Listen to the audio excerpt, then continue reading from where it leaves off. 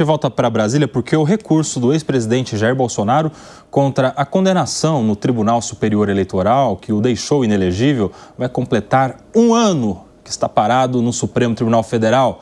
Quem tem mais informações sobre este processo é a Janaína Camelo, que chega no 3 em 1 com mais informações sobre esse processo. Quem é que está com esse processo, Janaína? Conta pra gente. Pois é, Kobayashi. Boa tarde a você, boa tarde a todos. É o ministro Luiz Fux quem está com esse processo, né? Esse recurso é um dos recursos aí que Jair Bolsonaro e o PL já entraram aqui no STF com relação a condenações no TSE contra ele, mas é um recurso específico com relação à inelegibilidade. É um recurso que chegou aqui no STF em dezembro de 2023, logo depois que o Tribunal Superior Eleitoral já havia rejeitado ali um primeiro recurso, porque Bolsonaro ele foi condenado ali no meio do ano, né, de 2023. Pelos crimes de abuso de poder político, uso indevido dos meios de comunicação, por conta especificamente daquela reunião que ele teve na Alvorada com embaixadores, onde ele desacreditou as urnas eletrônicas. Então, o TSE rejeitou um primeiro recurso, a defesa, então, de Jair Bolsonaro entrou com esse novo recurso aqui no STF. Inicialmente, Kobayashi havia sido distribuído para o ministro Cristiano Zanin. Mas aí Zanin se declarou impedido aí de julgar, de ser o relator desse recurso, porque ele foi advogado do PT ali na campanha de 2022. E aí foi redistribuído e caiu nas mãos do ministro Luiz Fux. Isso foi em maio do ano passado, em 2024. Um mês antes, a PGR já havia se manifestado com relação a esse recurso, pedindo que ele seja rejeitado, porque disse que não cabe ao STF reavaliar as provas do processo. E aí, o ministro Luiz Fux, até então, não deu nenhuma nova movimentação a esse recurso, Kobayashi. Agora, só para acrescentar a essa questão toda, o STF está julgando nesse exato momento, em plenário virtual, um outro recurso também que foi apresentado por Jair Bolsonaro com relação a uma condenação do TSE para que ele pague ali, ele e a coligação da qual fez a campanha em 2022, paguem R$40 mil por conta de o impulsionamento ali de site que tinha ali notícias enganosa com relação ao então candidato Lula.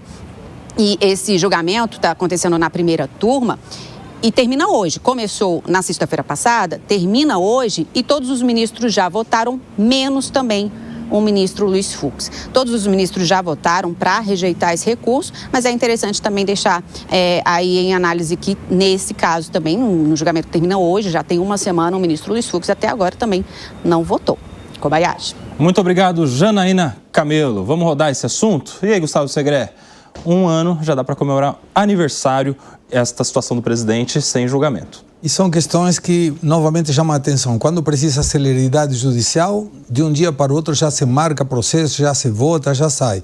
Quando tem uma coisa que é importante para a questão eleitoral, considerando em todas as pesquisas que hoje estão sendo feitas, que colocam o nome de Bolsonaro, ele sai na frente, inclusive do próprio Lula. 62% das pessoas estimam que não seria conveniente para o presidente atual se colocar como candidato em 2026. E uma questão que para a mim sempre chamou a atenção e curiosidade. O mesmo dia que o presidente Bolsonaro foi decretado inelegível na Venezuela, a Maria Corina Machado também, no mesmo dia. Olha que curioso. E por que chamou essa atenção? Porque no mesmo dia que a Argentina pagou o FMI quando devia na época, o Brasil também pagou. E eram partidos vinculados, ideologicamente vinculados. Então são coisas que chamam muito a atenção. O importante seria definir o que será feito, justificar, obviamente, para que pelo menos a população sinta que está sendo conduzido devido ao processo legal e determinar o que será feito ou o que não, porque senão estica com a barriga um monte de coisas que precisam de definição para a colocação das eleições de 2026. Ô Fábio Piperno, é o esperado? Está dentro do que se espera nas ações judiciais, do tempo de cada processo, de cada recurso, este um ano que aguarda o julgamento do seu recurso, o ex-presidente Bolsonaro? São muitos processos e, na maioria deles, muitos votos já foram declarados. O ministro Fux está adiando um pouco a definição dele, está dentro dos prazos. Agora, só vou fazer uma correção aqui ao meu amigo Segré.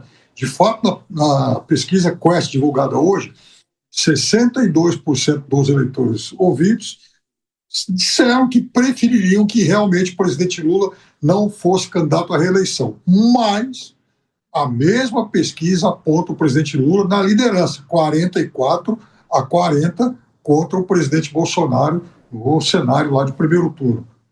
Lula contra Tarcísio, a diferença é até um pouco maior. Isso é muito curioso, porque é o mesmo instituto que aponta queda na popularidade do governo.